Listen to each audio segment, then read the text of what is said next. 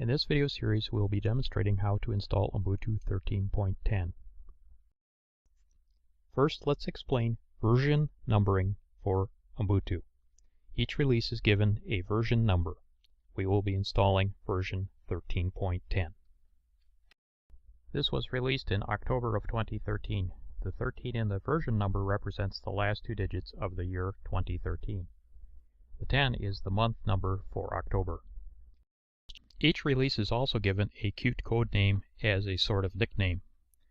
For version 13.10, that is Saucy Salamander.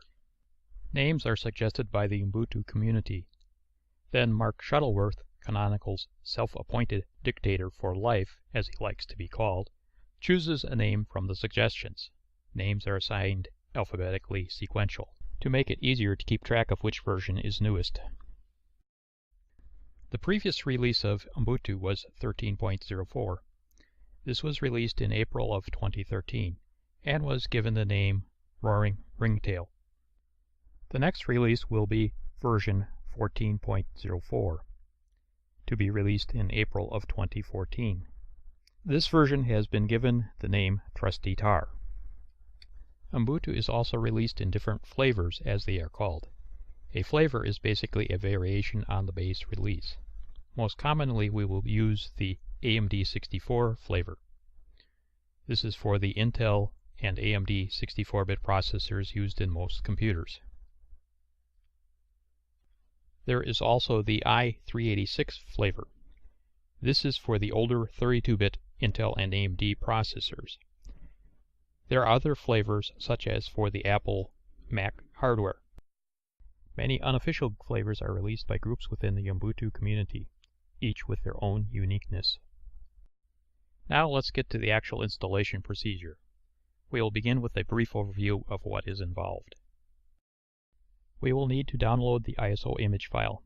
The contents of this file are an exact image of what will be used to create the bootable installation media. Next, we will burn that ISO image file to a DVD disk.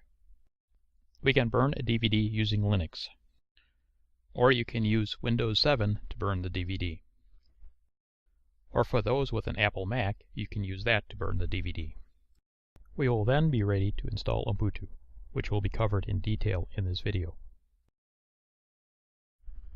Next, we will download the needed ISO image file for Ubuntu. I'm using the Google Chrome web browser to download the ISO image file. Type in the URL ubuntu.com/download. At this web page, click on the link for Ubuntu Desktop with the orange-colored text. This will take us to the next web page. We come to the page where we can download the desktop version of Ubuntu. At the top of this page is where we can download the extended support version, the so-called long-term support or LTS version.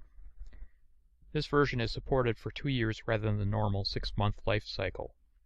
However, this isn't the latest version.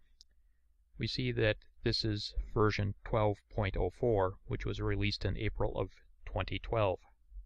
If we scroll down the page, we find the latest version. The 13.10 version, or the October 2013 release, is the latest. This is the version we want to download. We have the option to choose our flavor, whether to download the 64-bit or 32-bit version. Unless you have a fairly old computer with a 32-bit processor, you will want the 64-bit flavor, which is the default selection here. Then click on the orange Ubuntu 13.10 button to move on to the next step.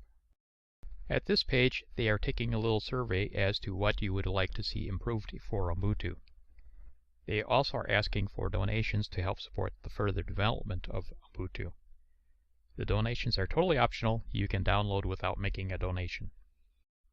You can adjust the priority of each feature you would like to see improved upon. You can also adjust the amount of your donation which goes to support that effort. We scroll down the page to see the other questions in the survey. We see a box with the total of our donation or contribution, as they call it.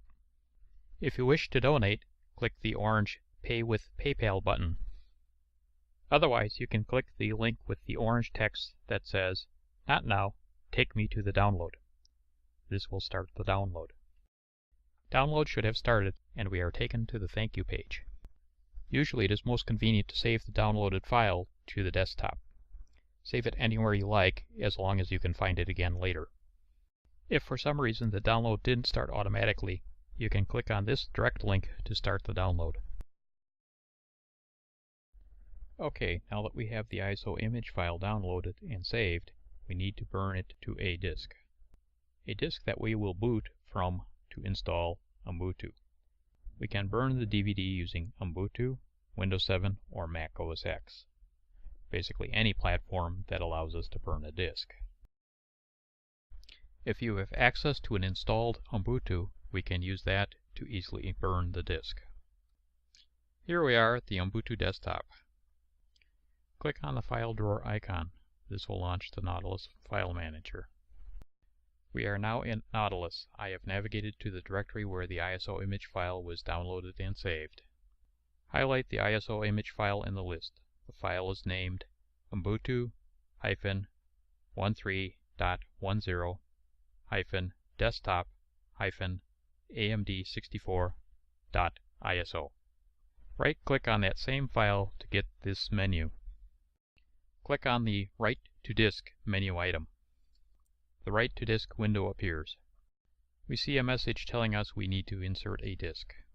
After we inserted a disk, we see that we have a blank DVD-R with 3.8 GB of free space. Click on the Burn button to begin burning the disk. The Write to Disk window changes to display the burning progress bar and messages. Here it is creating a checksum of our original ISO image file. We can click the Cancel button if we want to abort the burn. However, I don't recommend doing that. Usually that results in the disk becoming unusable and wasted. And 2, the disk drive is often busy doing writing and doesn't respond to cancellation immediately. After a short time, it will begin to write the data to the disk. Once writing of the data is complete, the checksum is again created. This time a checksum of the data burned on the disk. When done, this checksum is compared with the previous checksum from the original. If the checksums match, the disk burned correctly. This provides a verification that the disk burned as expected. We then see that the disk has burned successfully. In the event there was a problem with burning the disk, we would see an error message instead. A notification might also pop up elsewhere on the screen. Disk burning takes some time. We might be off doing something else on the computer in the meantime. So we are told when the burning is completed. Okay, we are done burning the disk. Click the Close button to finish with the Write to Disk window. You can also close the Nautilus File Manager window and then eject the disk if it wasn't automatically ejected. This will explain how to burn our DVD using Windows 7. Insert a blank DVD into your disk burning drive. Find the icon on the desktop for the file you downloaded. This should be named Ubuntu-13.10-desktop-amd64.iso. Since it's an ISO image, it will have a disk as the icon. Right-click on the file's icon. This menu should appear. Click on the top menu item, Burn Disk Image. The window for the Windows Disk Image Burner will come up. Verify the disk image file is the correct Ubuntu 13.10 desktop amd64.iso file. Select the drive for your disk burner drive. It is best to check the box for the option Verify Disk After Burning. This will verify that the disk burned properly. It takes a little longer to do the verification, but it saves plenty of frustration later, like trying to figure out why the installation fails, only to finally determine the disk is defective. Then click the Burn button to start the disk burning. Nothing more to do but wait for the disk to burn. Next we'll explain how to use Mac OS X to burn the DVD. Launch the disk utility. From the menu, select Applications, then Utilities, then Disk Utility. We are now in the Disk Utility window. Drag and drop the ISO image file you downloaded into the left pane of the Disk Utility. the file named Ubuntu-10-10-desktop-amd64.iso. We see that the blank disk is also listed in the left pane of the disk utility. Select the ISO image file in the left pane of the disk utility. The file name Ubuntu-13-10-desktop-amd64.iso. Click the Burn button in the toolbar. The disk burning dialog appears. Check the box for Verify Burned Data. This will verify that the disk burned properly. It takes a little longer to do the verification, but it saves plenty of frustration later if you should happen to get a defective DVD. It is also convenient to select Eject Disk option. Click the Burn button.